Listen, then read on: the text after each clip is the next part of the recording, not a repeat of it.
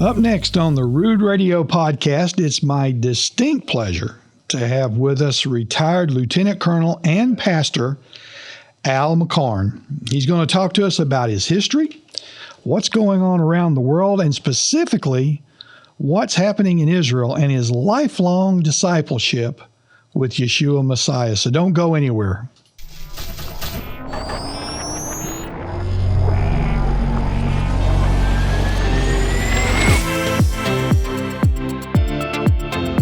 Welcome, everybody, back to the Rood Radio podcast. I am so happy to have Lieutenant Colonel retired Al McCarn with us, and also Pastor with us here. And Al, we have had some really interesting guests on our podcast, but you are a retired Lieutenant Colonel in the military, but specifically, you worked in military intelligence for, it says here in your bio, like nearly 30 years. Yeah.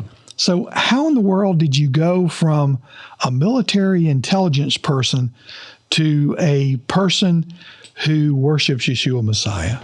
Well, the question, Ted, might be the other way around. Yeah.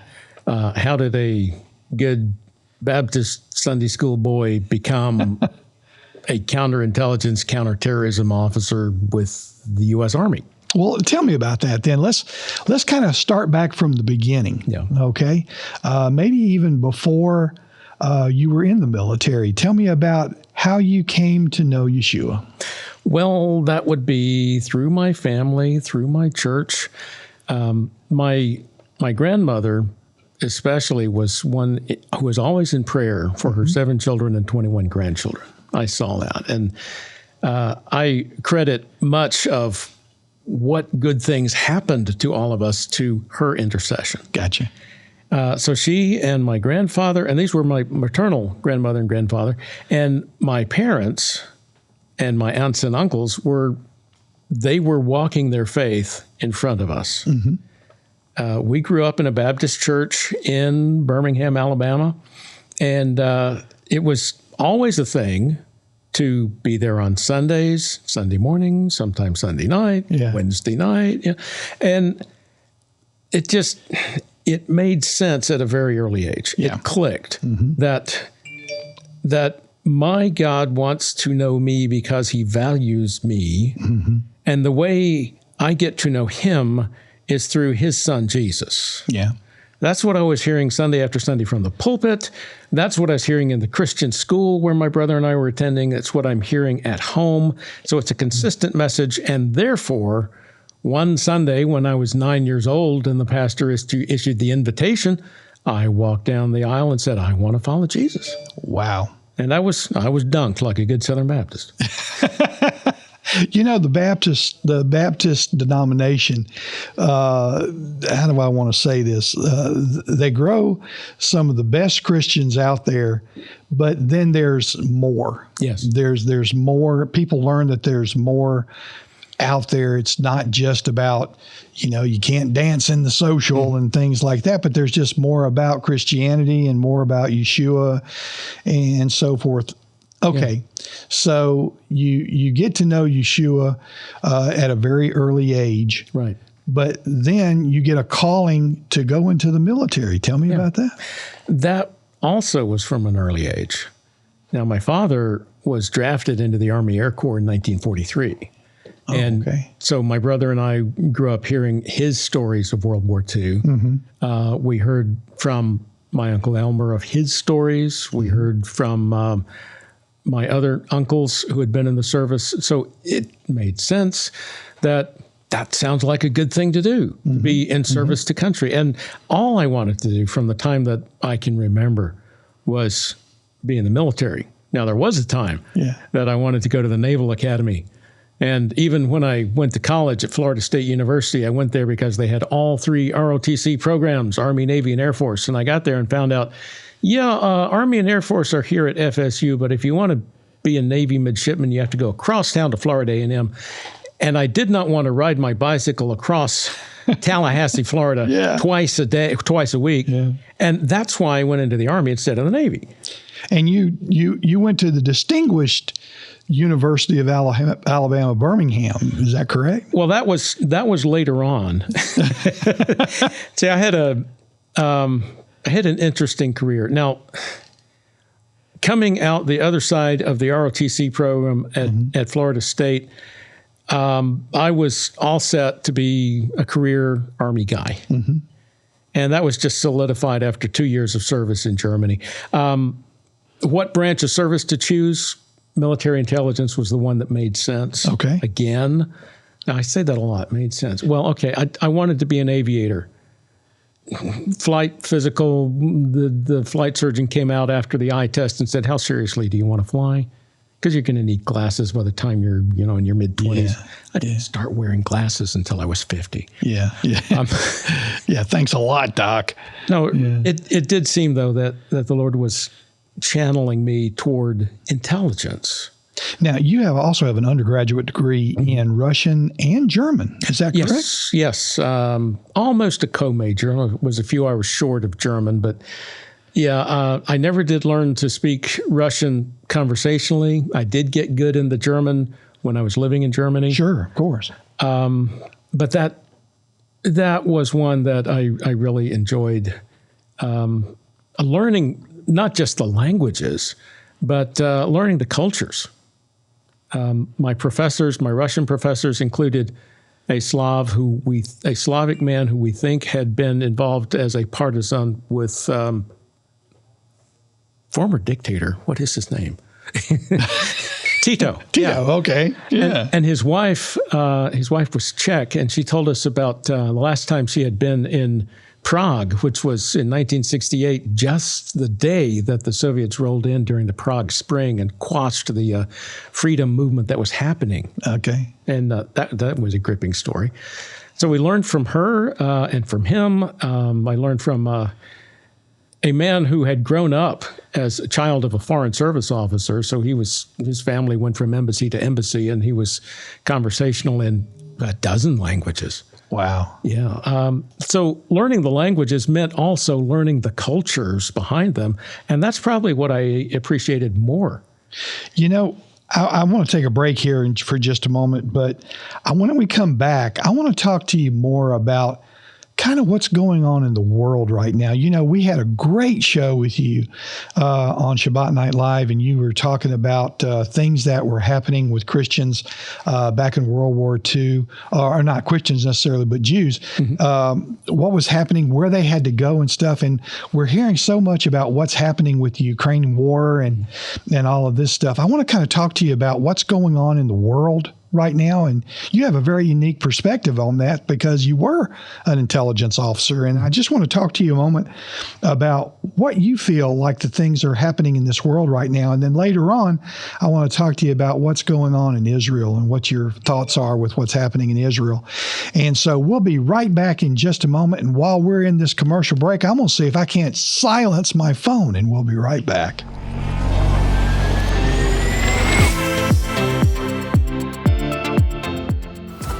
Throughout the centuries, enemies have gone to war over the worthiest of causes. And yet, all of these causes fade into the pages of history. So why do we fight? If our adversary can cause us to forget how we became who we are, then we become unstable structures with no firm foundation.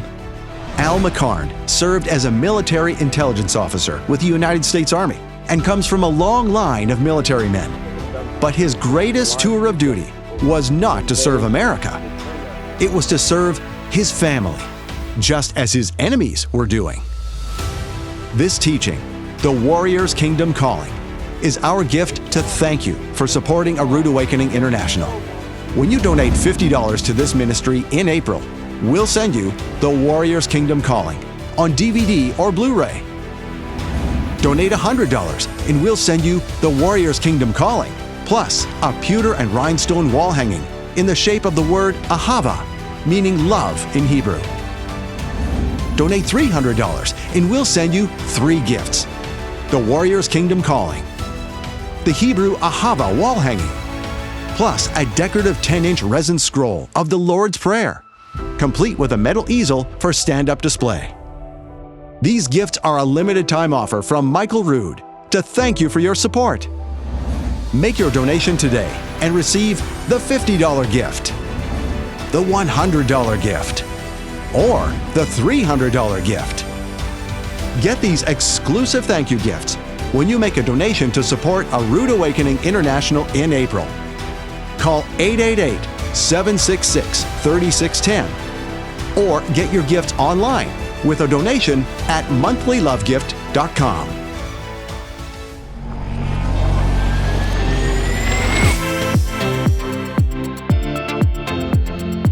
Welcome back to the Rood Radio podcast with my special guest, Al McCarn. Al, thank you once again for being here with us. You know, Al, before the break, we were talking about you and your history in the military. Once again, to recap, Al's a retired lieutenant colonel in military intelligence, but he also has a unique perspective, not only on the world, but Israel and the Jewish community. And right now, I just wanted to take our next segment and just kind of talk to you about what's happening in the world. You know, as you were saying on Shabbat Night Live with Scott Laird, which, by the way, folks, if you haven't seen those shows, you really need to see those programs. They're really, really great. Al did a fantastic job with those. But you were talking about the Jewish population after World War II and the unique things that were happening to the Jewish people. They went almost from one concentration camp to another. Yeah. And, but, you know, I sit back today and I see what's happening in Ukraine. And, you know, I mean, I'm just going to be honest, you know, Ukraine is a big pothole right now because of what the Russians have done to it with the missiles and everything else that's going on. What in the world? You know, it's almost like, what are we going to do now? Or what are the Ukrainian people to do now? And so what's your take on what's going on in the world right now spiritually? Haggai talked about a great shaking of everything that can be shaken in heavens and the earth. That's what we're seeing. That's right. Ted, the world that we are living in now is so vastly different from the one that you and I both grew up in. And quite honestly, since I retired from the Army in 2012, it's been very, very hard to make sense of anything. The world has changed a lot since then. Yeah. I grew up, and I even have a master's degree in international relations, where I learned how nations work together. Yeah. And I've studied military and diplomatic history. So I know how everything worked, at least before the Cold War ended. Yeah. Nations acted in a certain way. You could understand why the Russians did what the Russians did. Yeah, yeah. If you know Russian culture and history, you can figure that out. Right. And the same for the Germans, for the Japanese, for the Americans, the Canadians. But now everything is unhinged. And to connect that spiritually, I would say it's because we have forgotten the God of our fathers and mothers. Wow. Okay. Yeah. You know, I've heard in the last several months Rabbi Jonathan Cahn speak about that, and he's probably saying it more clearly than anyone else that I have heard. There are a lot of good voices out there. He's one of them, and I'd also say Pastor Dana Coverstone is another good one. But when the scriptures say, when the foundations are eroded, what will the righteous do? That's where we are now. You mentioned Ukraine. Well, first of all, I would say, if you're watching Ukraine and you're not paying attention to everything else, you're going to miss what's really going on. Yeah. Okay. Yeah, there you go. Because we want to be directed to this flashpoint there and absolutely pray for the people of Ukraine and for the people of Russia, by the way. Yeah, They're all suffering. Right. Absolutely. When we get down to it, it's that human factor that most gets to my heart. Yeah. Because I admire both countries, both histories, and I can understand why each of them is now at war. I can't take one side or the other because I'm not Russian, neither am I Ukrainian. Right. But it grieves me that this is happening. Now, at the same time, I don't think this is all about who controls Ukraine. I think it's much bigger, such as who controls the world's finances. Right. Yeah. Yeah. You know, when I start talking about this stuff and I start talking about world, things that are happening spiritually in the world, I always go back to 2 Chronicles 7:14. That's a good place to start. Now, you know what I'm saying? Yeah. But 2 Chronicles 7:14, and I don't have my Bible here with me to quote it verbatim. Well, I got mine. Well, it's basically, though, what it says, if my people will change from their wicked ways, then I will heal their land. Yeah. And I will make them whole again. Yeah. For lack of, I way paraphrased that verse. Yes. But I always think about 2 Chronicles 7:14. If my people will pray and call my name, and I just feel like what's happening in the world right now is people have lost the foresight to know that there is a greater power than they are. Exactly. That there's a greater power than Putin or Zelensky or Biden or and they forget that the Almighty is the power that they need to be calling upon. And if they would just turn from their wicked ways, then He'll heal their land. He'll heal them. Yes. And it's just amazing to me how short-sighted the world has become with that. Quite right. Another thing that we are overlooking and short-sighted about regarding 2 Chronicles 7:14 is the context. Yes. Because that was what God was saying to Solomon after he dedicated the temple and did his kingly royal prayer. Yeah. So when God is saying, if my people will humble themselves and pray, and I will, he's talking to the people of Israel. Yeah. All right. And that does apply to those of us who come from the nations and who have attached ourselves to Israel's Messiah King, because we are grafted into that nation and we are adopted in as part of Abraham's children. So that's why it does apply to us. Gotcha. Well, and it's so funny that we kind of bridge off into that, because in our next segment, I want to talk specifically about your thoughts on what's happening in Israel right now, what you see is the future and what things that are happening in Israel. So don't go anywhere out. We're going to be right back here in just a moment, and we're going to talk more this time about Israel. So stay with us.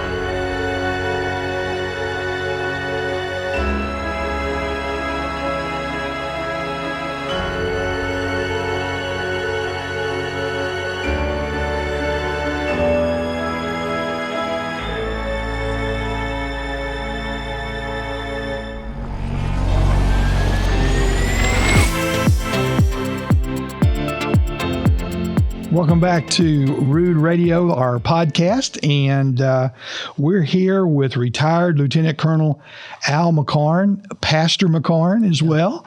And sometimes we forget about that because we've been talking a lot about your military history, but Al's also a pastor.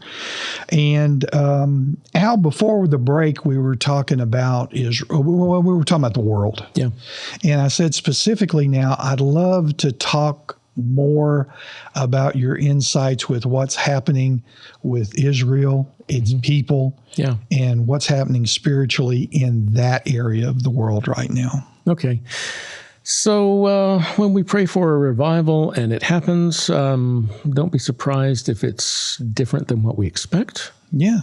So what we're seeing in the recent round of elections that returned finally a stable government in Israel. And returned Bibi Netanyahu. Well, yes. Yes. I mean, exactly. Yeah. It is the most conservative government in the history of Israel. It is the most religious, observant government. Yeah, that's fact. And any news outlet that you listen to, spouting the mainstream narrative, will tell you it's far-right extremist. It's a really terrorist government. It's even a fascist government. They're occupiers. They have no business being.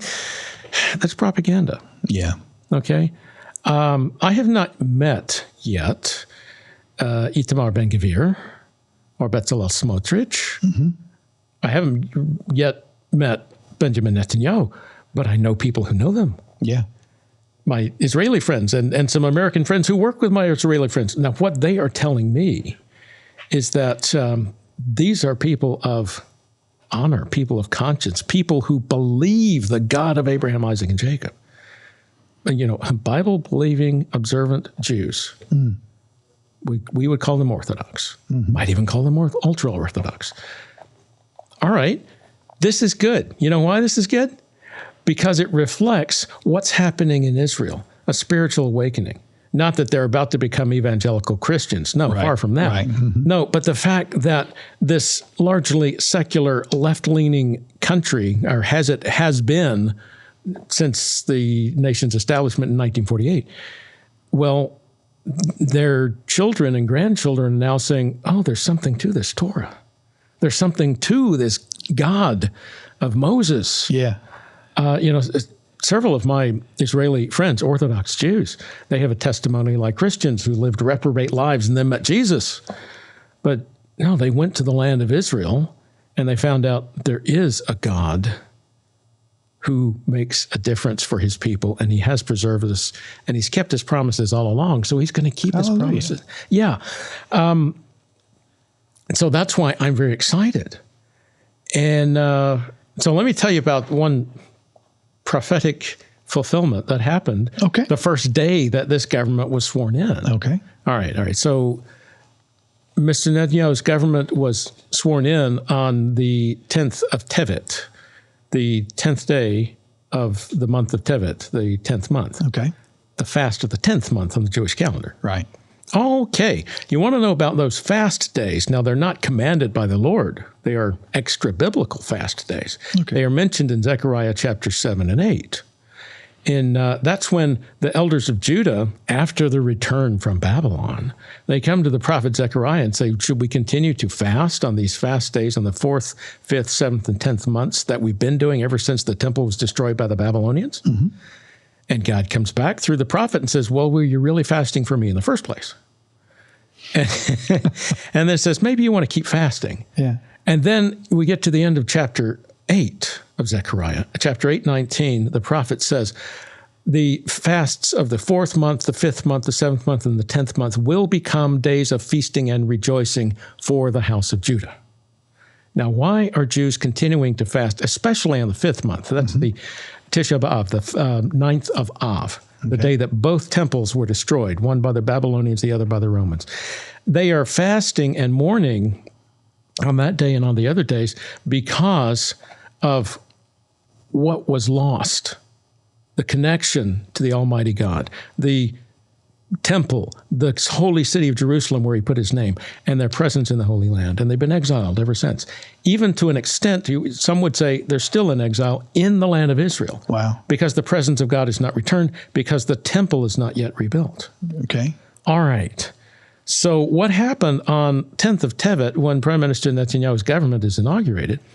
On that same day, the brand new Minister of National Security, Itamar Ben-Gvir, ascended to the Temple Mount, as he has been doing all his adult life, because he's an observant Jew. Yeah. Exactly. But he happens to be an observant Jew who is one of those settlers in the occupied territories. No, he's a Jewish pioneer who lives near Hebron. Yeah. All right, and he's a man of his word, and he practices what he preaches, and he believes the word of God, and he ascends the Temple Mount because that's where the temple was and will be again. That's where the Shekinah glory of God was and will be again. And he's wanting to go there and proclaim in a humble way his belief that the God of Abraham, Isaac, and Jacob will come through on his promises. Yeah. And against all opposition, he still went up there on that day. And there is quite the, it may be seen, we'll find out. Is that the beginning of the overturning of this time of fasting, and these 4 fast days will become days of feasting and rejoicing? Wow. That's very interesting. Yeah, we shall see. This new government is the most conservative, right-wing, religious, observant government ever. Yeah. And they were elected with a 64-seat majority in the Knesset. The Knesset has 120 seats, the Israeli parliament. Yeah. They have 64 seats with their coalition. And of those 64, half are from the religious parties, the observant Jewish parties, the ones who take seriously the Torah. Oh, yeah. Okay. Yeah. And that's reflective of the Israeli electorate writ large. They are more conservative. They are more observant. And they're walking away from the leftist progressive agenda of previous governments, which means now, and we shall see how this new Netanyahu government will be able to carry out policies that observant Jews and Zionist Christians have wanted to see all along. We'll see. I'm excited. Yeah. Well, listen, we're talking to Al McCarn, and he has given us some really, really great insight on the world and on Israel. We're going to be coming right back with a wrap-up of this program right after this word. Don't go anywhere. We're going to let you know how you can get in touch with Pastor Al in just a moment.